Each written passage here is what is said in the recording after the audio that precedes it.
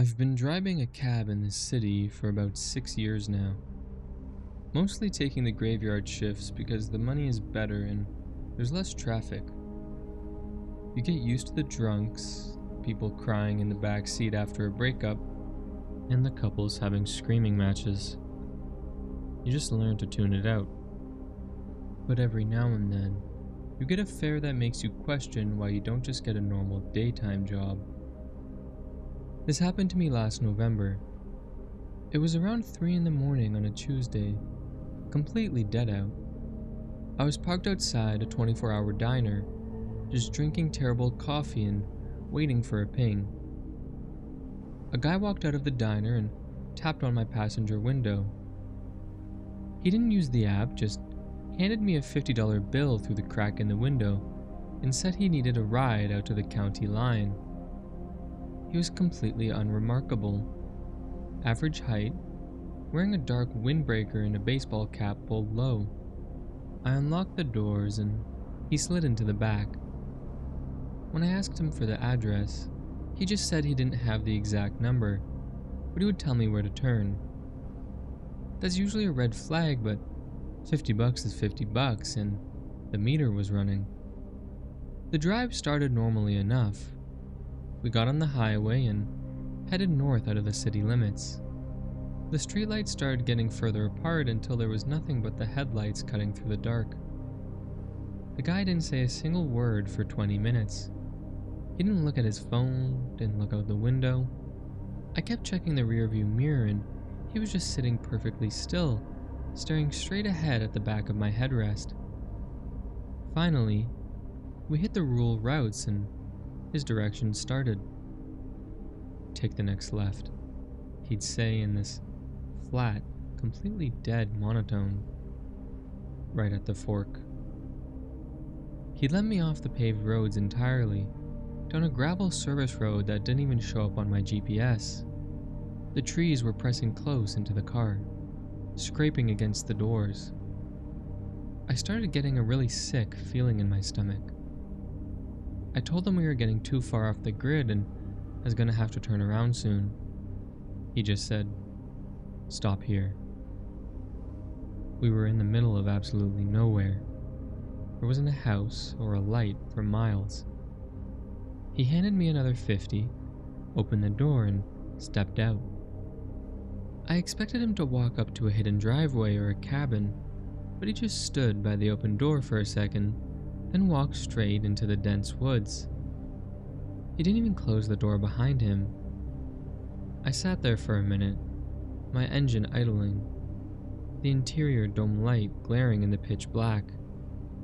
I was annoyed about the door, so I put the car in park and stepped out into the freezing air to slam it shut. When I got out, the silence of the woods hit me, but then I heard it. About 50 yards into the tree line, I heard the heavy rhythmic sound of a shovel hitting dirt. Then, a flashlight beam clicked on, illuminating the trees from the ground up, and I heard a second voice, low and muffled, say, "You get the bleach?" My heart stopped. I didn't even close the back door. I practically dove back into the driver's seat, slammed it into reverse, and floored it. I drove backwards down that gravel road for nearly a mile in the dark before I found a spot wide enough to turn around. I never reported it because I didn't know exactly where we were, and honestly, I was terrified that whoever they were taking care of out there, I would be next if they found out a cab driver saw their drop spot. I still check my back seat every time I get in the car.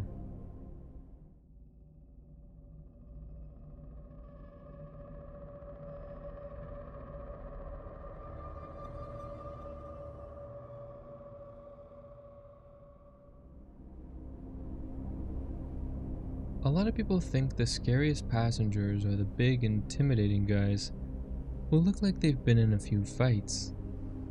But in my experience, the worst situations start with the people you think you need to help.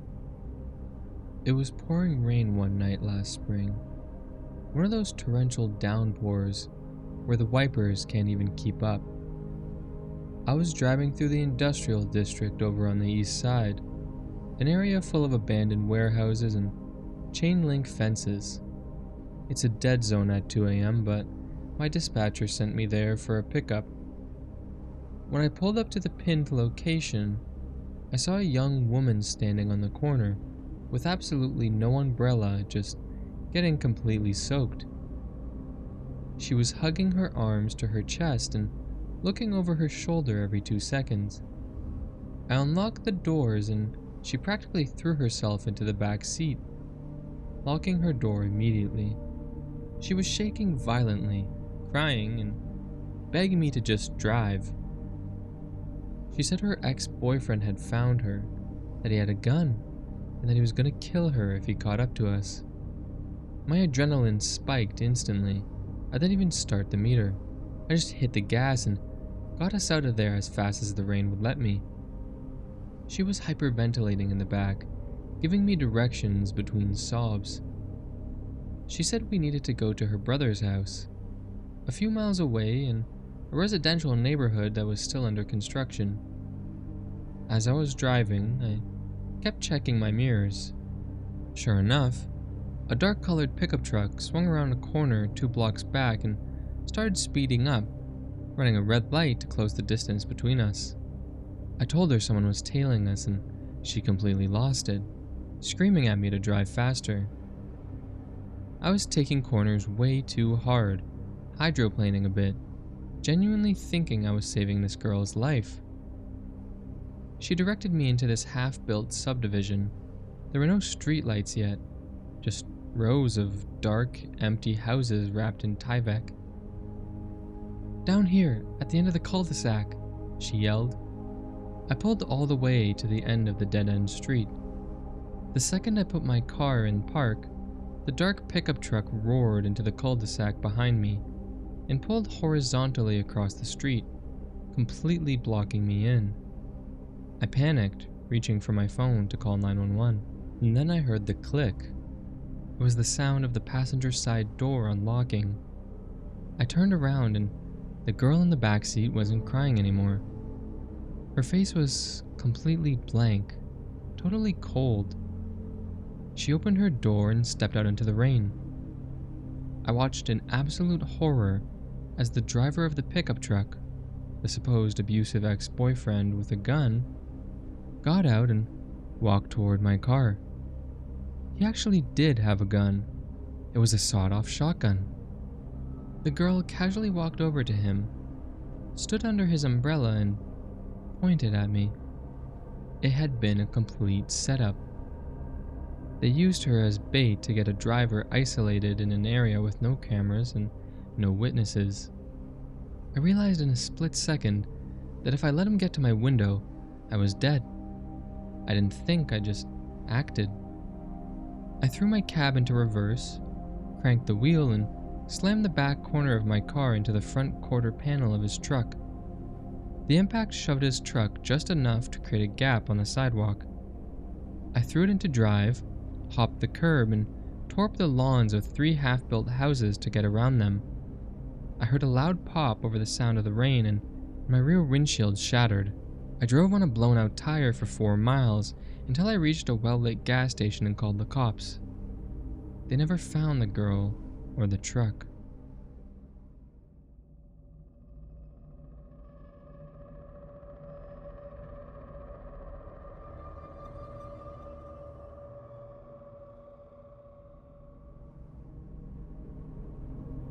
I want to preface this by saying I'm a pretty big guy, ex-military, and I don't scare easily. You deal with enough crazies doing night shifts, you build a thick skin. But this particular ride made me quit driving for good. It was near the end of a very long, very exhausting Saturday night shift. I was just about to log off the app when I got a premium request for a long-distance ride out to a very wealthy, secluded suburb. The name on the account was David. I pulled up to the hotel downtown and David was waiting under the awning. He He was dressed impeccably, a tailored wool coat, expensive shoes, carrying a heavy-looking leather briefcase. He smiled warmly, got in the front seat instead of the back, which I usually hate, but he seemed friendly enough. He started chatting immediately. Not the usual drunk rambling, but very articulate, very focused conversation. He asked about my night, how long I'd been driving, and if I had a family waiting for me at home. Normal small talk at first. But as we got further out of the city and onto the dark, winding roads of the hills, his questions started getting entirely too specific.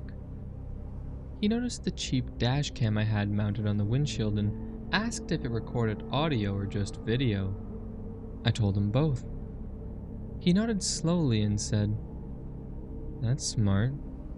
But you know, those SD cards are very easy to remove if someone really wanted to." I forced a laugh and agreed. Then he started asking about my schedule. He asked if I always worked this late on Saturdays. He asked what route I usually took back to my apartment. I lied and gave him vague answers, my internal alarm bells ringing at full volume. He wasn't looking out the window. He was watching me.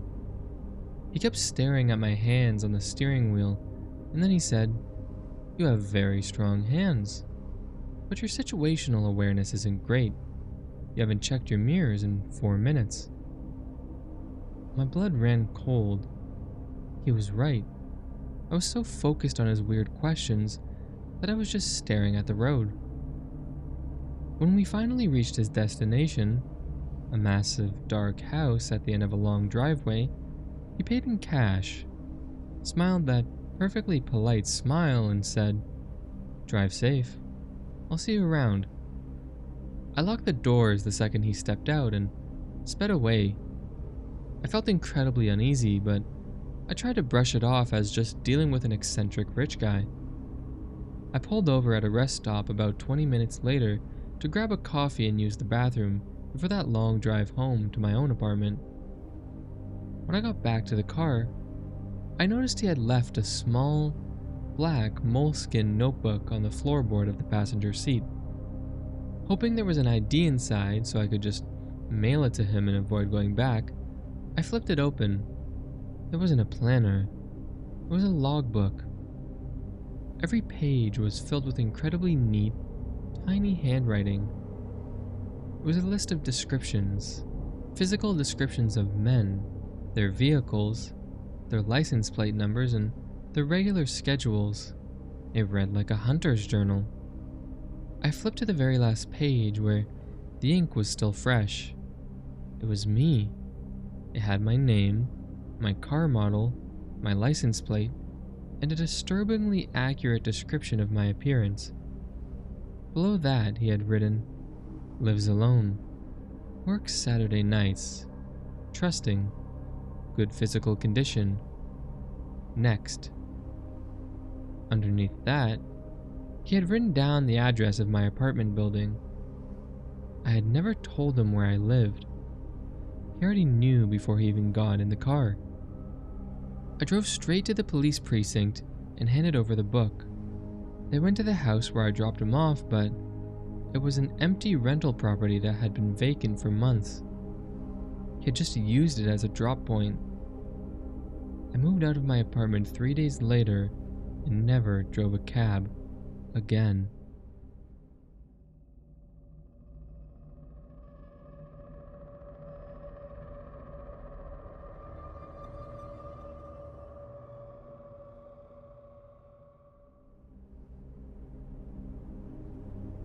Look, I shouldn't be telling you this.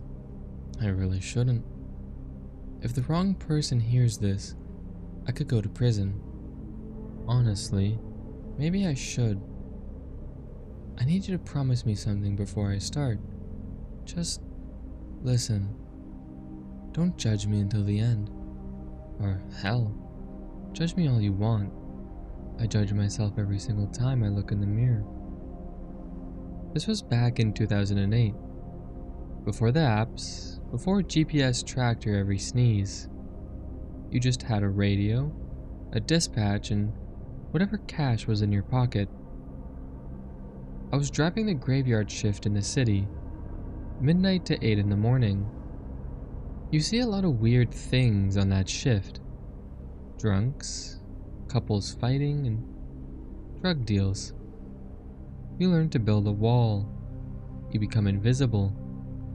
You're not a person. You're just the steering wheel. That's the rule of the cab. You keep your mouth shut, take the fare, forget the faces. I broke the rule, and then I used the rule to hide. It was late October, raining. That nasty, freezing rain that makes the streetlights look blurry and smeared. Dispatch sent me to this high-end apartment complex downtown. The kind of place with a marble lobby and a doorman who looks like a bouncer. My fare was a guy I'll call... well, let's call him Clark.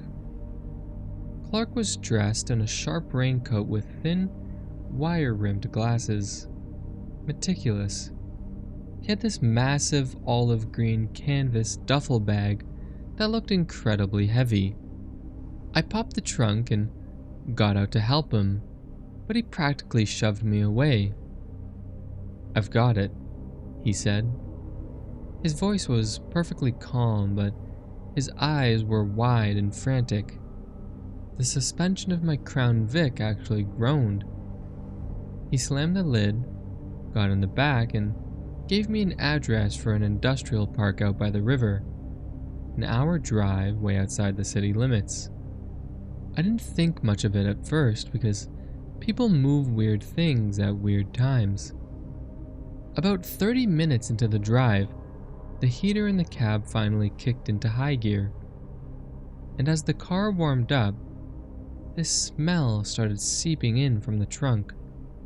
It was copper, like a handful of old pennies, and underneath that was the sharp, eye-watering sting of bleach. Now, my mind went to 100 different places. Butcher, someone cleaning up a nasty leak in their apartment, but we both know what that smell is.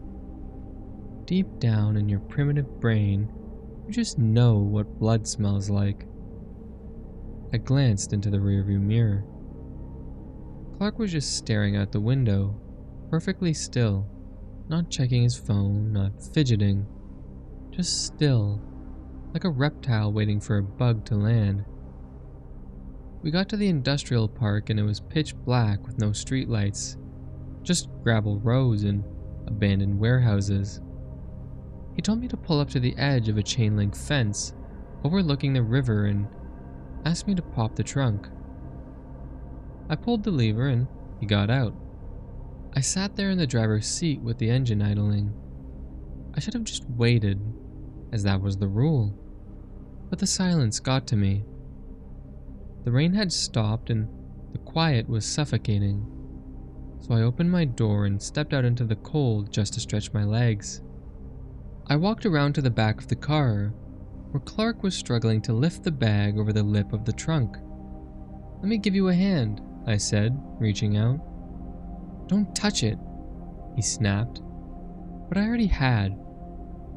I grabbed the bottom corner of the canvas bag to heave it up, and it was thick, sticky, wet. As I pushed upward, the zipper on the side, which must have been strained to its absolute limit, busted open about 6 inches. I froze as time literally stopped. Hanging out of that gap in the zipper was a woman's hand, pale and small, with chipped blue nail polish and a wrist that was bruised black and purple. I dropped the bag, letting it hit the bumper with a sickening heavy thud. I looked at the hand, and then I looked at Clark. Clark wasn't panicking or reaching for a gun or a knife. He just looked annoyed. He sighed, adjusted his wire-rimmed glasses, and reached into the inside pocket of his raincoat. My heart was hammering against my ribs so hard I thought it would crack them As I calculated how fast I could get back to the driver's seat, he didn't pull out a weapon. Instead, he pulled out a thick, banded stack of $100 bills. "There's $10,000 here," Clark said, his voice steady and completely reasonable. "This never happened. You never saw me. You dropped me off at a bar downtown. That's the story. Or I can put you into the river with her." He held out the money. "I want to sit here and tell you I fought him, that I ran to the police, that I was the hero. But I had a daughter who needed braces. I was 3 months behind on rent, and the transmission on my personal car was shot. I looked at the blue nail polish, then I looked at the money, and I took the cash.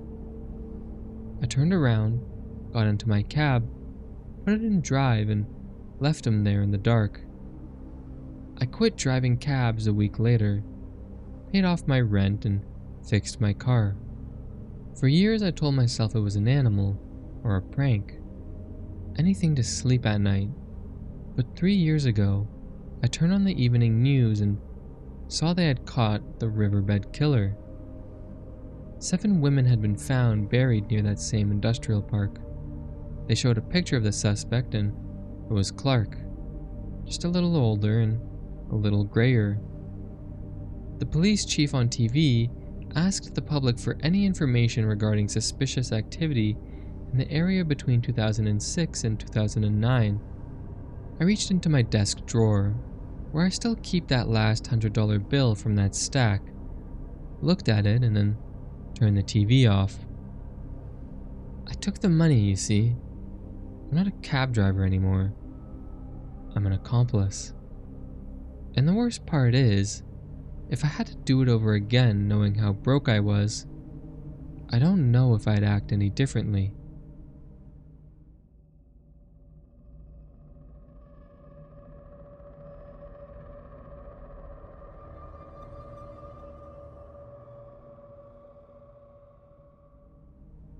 You ever have one of those nights where the cold just sits right in your bones? Not the weather, the atmosphere. A night where everything feels just a few degrees off center. I've been driving a cab in this county for 22 years, and out here in the sticks, it's not like city driving. You don't get the business types or the club hoppers.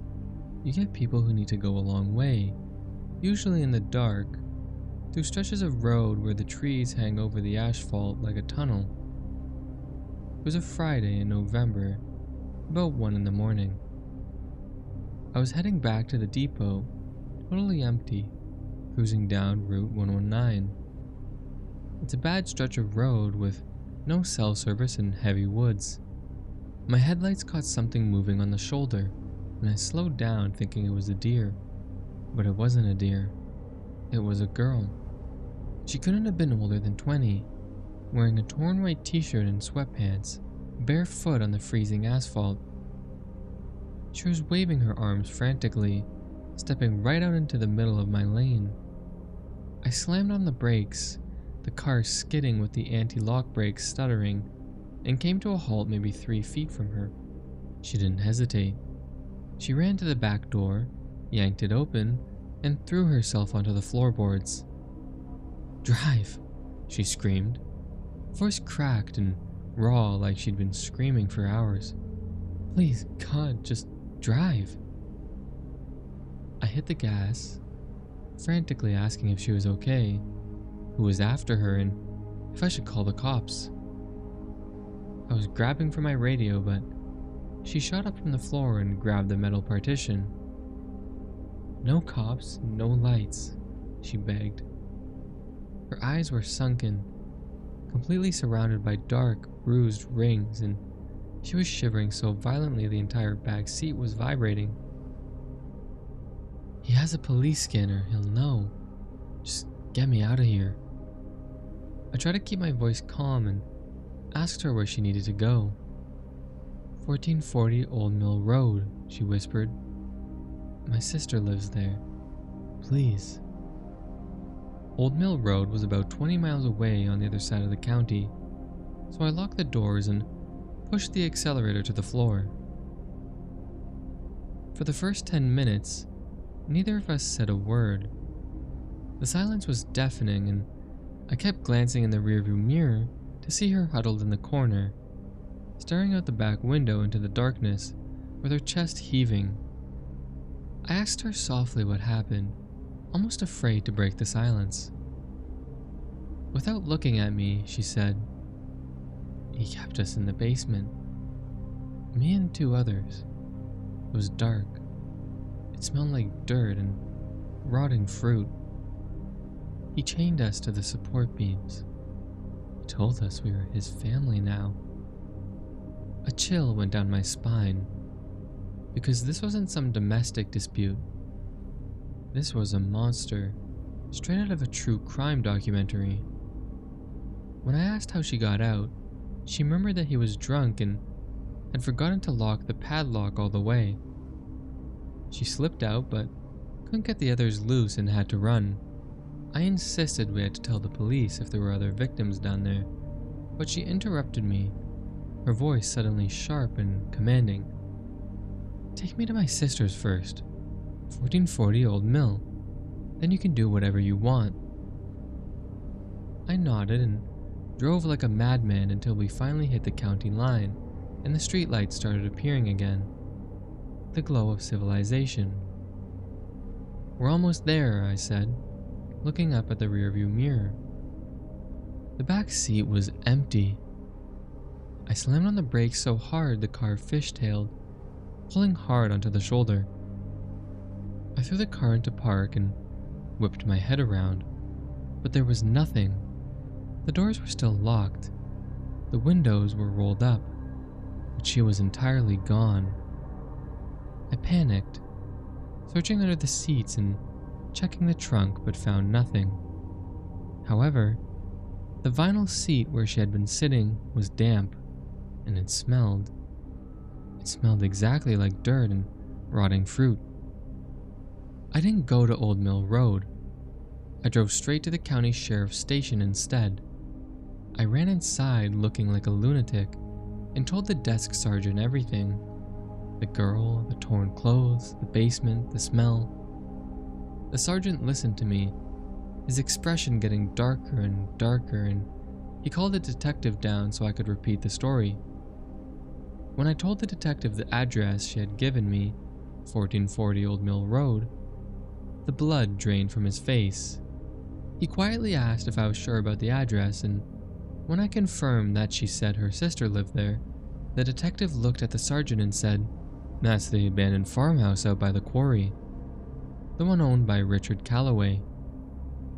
They didn't let me leave. They dispatched 3 cruisers and a SWAT unit to the address while I sat in that police station for 5 hours drinking terrible coffee. When the sun came up, the detective walked back into the waiting area looking like he had aged 10 years. He sat down across from me and told me that I had saved 2 lives that night. They had found 2 women chained up in a root cellar under that farmhouse, and Calloway was in custody. I let out a breath I didn't know I was holding, thanking God, and asked if they had found the girl's sister. The detective pulled a manila folder from his jacket, opened it, and slid a photograph across the table. It was a driver's license photo of the girl from my cab. I immediately pointed at it and confirmed it was her, asking where she was. The detective slowly closed the folder, looking at me with a mixture of pity and utter disbelief. "That's Sarah Jenkins," he said softly. "We found her at the farmhouse too, buried in the crawlspace." He paused, clearing his throat. The medical examiner was on scene. Based on the decomposition, Sarah was murdered at least 3 weeks ago. I still drive a cab, but I don't drive Route 109 anymore. And whenever it rains, I swear to God, I can still smell the rotting fruit.